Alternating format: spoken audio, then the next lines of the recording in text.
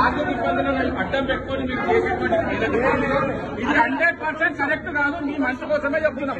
మీరు అసలు మీరు ఇగో ఇవన్నీ చెప్పకండి సార్. మీరు కథలు ఇవన్నీ మంచిగా రెస్పెక్ట్ గా మాట్లాడుతున్నారు. రెస్పెక్ట్ గా మీరు అర్థం చేసుకొని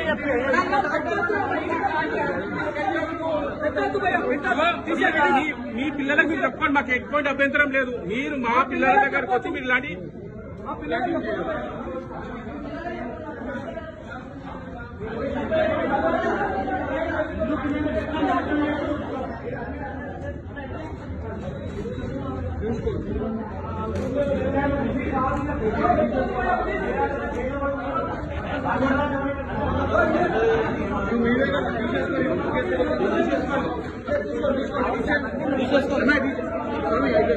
అయిపోయిందా బ్రో ఫోటో